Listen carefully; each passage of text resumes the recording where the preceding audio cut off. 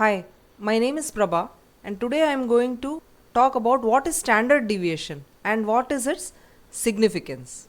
Let me start by giving an example. Let's say that I am teaching maths to 5 students at home, and at the end of a topic, let's say I conduct a test out of 100 marks. Let's say that they score as follows: 65, 55, 62, 60 and 58. Now I decide to take the mean or average of these marks. So I add them, and then since there are 5 students, I divide it by 5 and I find that this gives me around 300 divided by 5 and I get an average of 60, and I am very thrilled about it since they are all somewhere near 60. Now let's take another scenario. Let's say this is not the score and they score differently, and the score now is 95, 85, 45, 35 and 40. So I repeat the same steps. That means I take the mean or the average, I add all their marks and divide it by 5, the number of students, and then again I am getting 300 divided by 5 and that is equal to 60. Again I am getting this magical figure 60%. But am I happy with this data? No, not really, right? Here I find that 2 of them have done exceptionally well, but 3 of them have fared badly as compared to the previous data, where I found that they are almost all of them are closer to 60. Naturally, I can't depend on this mean and I can't just take this average and boast about it that this is an indicator which is giving me the read of the data scored by the students. So I need something more.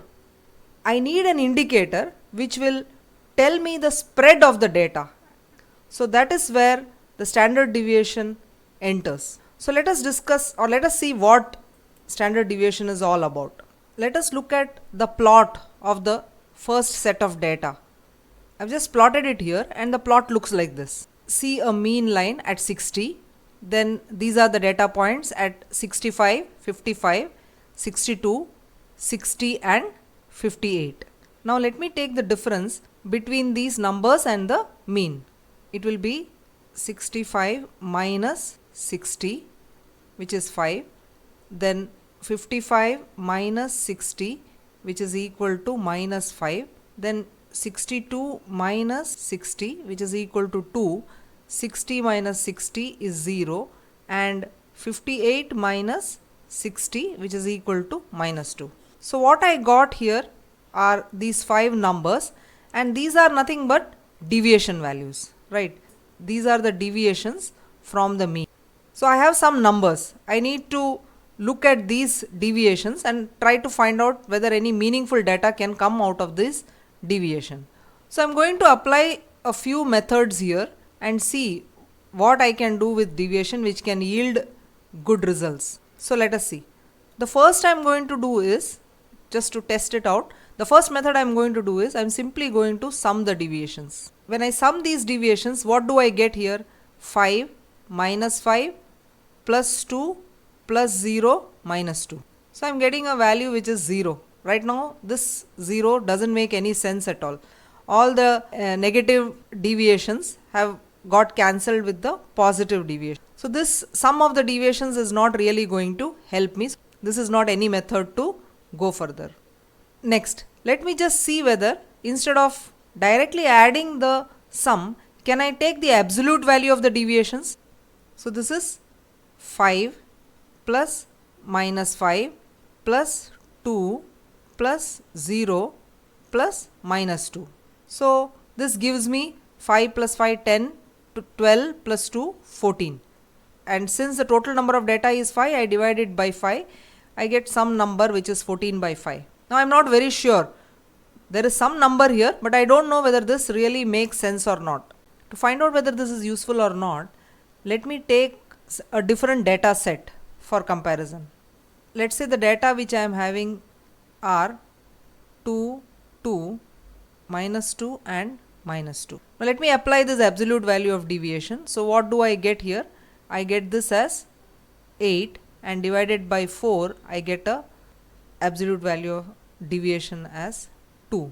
Now let me take another set of data, and this time the four values are 4, 2, -2 and say 0. Now again applying the absolute value of deviation, what will I get here? Again I am getting 8 upon 4, and that is equal to 2. So looking at the data, I see that the data is more spread out here and less spread out here, but I still get some data or some constant which is 2. So naturally absolute value of deviation is not really going to give me any indication of what this data spread is. So I move on to another method, and this time I am going to use the method of sum of squares of deviation.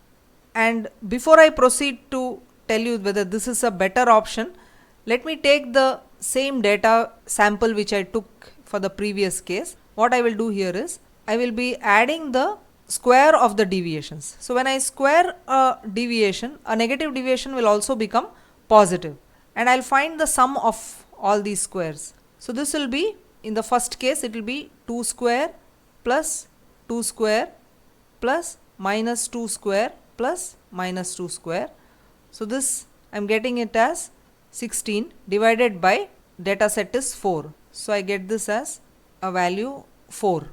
Now since I have squared the deviation, let me also take a square root of this number. So this will be, let us say, equal to square root of 4, which is equal to 2.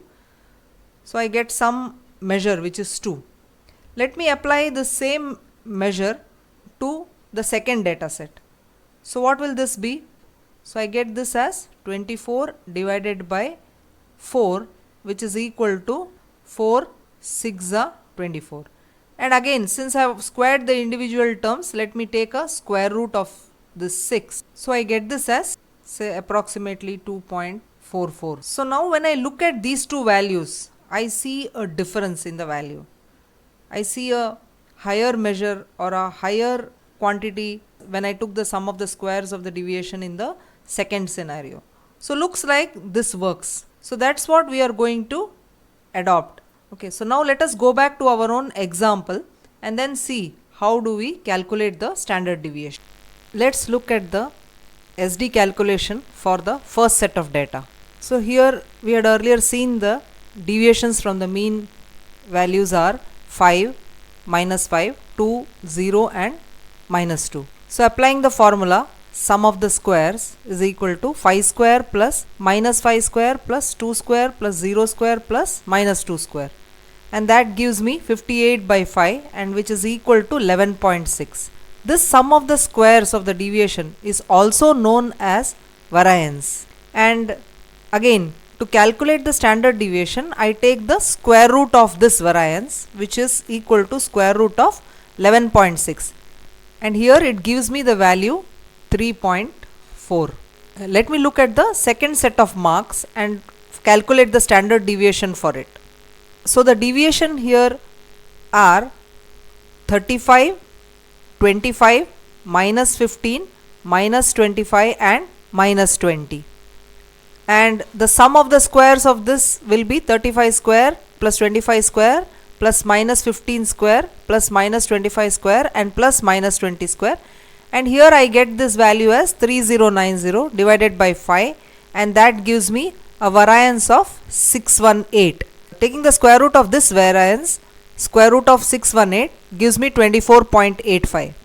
So when I compare both the standard deviations, I see that I get this as 3.4 versus 24.85, indicating to me that in the second set of data there is a larger spread in the data points. So this is a basic introduction to standard deviation and how it is giving me information about the spread of the data better than the mean. Thank you.